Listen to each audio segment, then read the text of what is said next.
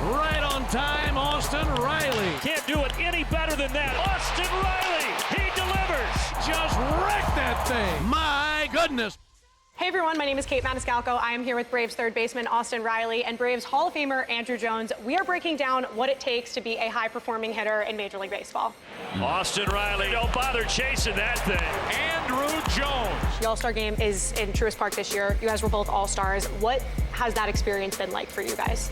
The All-Star game coming back in Atlanta after 25 years is something great. I mean, city is looking forward for it. A lot of people are very hyped about it. Yeah, I'm excited. The All-Star game is the craziest, fast-paced thing. Those couple days that you're in it, but it's so humbling and rewarding. From the Atlanta Braves, Austin Riley. What do you think are some of the mental traits that All-Star caliber players possess? They adjust on the fly, the game inside the game, they're making adjustments, not just at bat by bat, but pitch by pitch. I think those guys that can do it so well, they understand their body, how their body moves, and they go out there and put it to work. I think guys that turn into All-Star players are guys that they may adjust faster than others. They don't get into that 1 week of not getting a hit. They might not get a hit today, but they're getting a hit tomorrow. Couldn't agree more.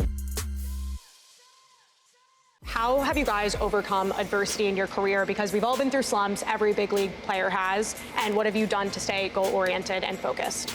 You know, you fail 7 out of 10 times and you're a Hall of Famer. Just the mental toughness of knowing that you're gonna fail, it keeps you coming back for more. And there's no perfection in this game, but I try to perfect it. When you're struggling at the plate, is this something that you're gonna try and fix mechanically? Or are you like, my swing is good, I perfected it in the offseason, I'm just gonna hit? I go both ways. You know, if there's an obvious mechanical issue, I'm gonna get in here and try to work that thing out. When things are going well, I'm trying to drive the ball to the big part of the field, you know, trying to get some backspin through it. And when things aren't going well, I like to try to get back to, you know, the root of things, trying to hit the ball the other way. It allows me to stay through the ball. Kind of stay more inside the ball. Inside the ball. Beautiful swings, able to keep his hands inside the ball. Good head position, stay nice and still. Andrew, what about you? How do you get out of slump? How do you overcome adversity? Keep grinding. If I'm slumping or I'm not getting hits, you know, I just would tweak my hands a little bit. Like Austin said, trying to work back up the middle. How much is it your dashboard and your data and the analytics, or just like kind of a feel thing? I like to watch videos. If I face you before, see how you attack me. If I'm hot, he's probably gonna have a different approach, but if I'm struggling, he's gonna have, you know, his approach. Right. So, you know, I work on trying to just drive the ball up the middle. Andrew Jones puts Atlanta on the board. Austin, we're going over your pregame routine. Yeah. What are you doing in the cage before we even step out onto the field, into the batter's box? One thing I'm focusing on is trying to get back to the big part of the field. Do a lot of like one-hand stuff, like lead arm, trying to get this barrel working through the middle part of the field, trying to get that barrel in the zone as early as possible and stay through the ball as long as possible. You want to drive the ball, and I think, you know, working off the tee and getting the K make the game a little easier. It's hard. Yes. It's hard, but you make it a little easier.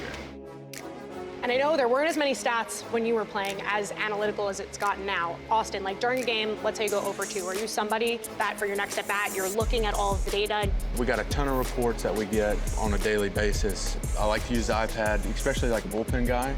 Now we can go back and see our past at-bats, kind of see what they did to us, where they got us out. You know, our reports are percentages. Right. And what I love to look at is what's his out pitch, or what does he use to get back in the count? Guy that has, you know, a ton of, you know, vertical on his fastball, you know, he may be a 60%, 70% fastball guy. You know, how much extension he's got, you know, is it gonna play up a couple more miles an hour than what the numbers show? There's all different kinds of information that you get. Yeah. And it can get a little hectic at times. All right, well, thank you both so much for teaching me how to be a high-performing hitter. Austin, can you send us out?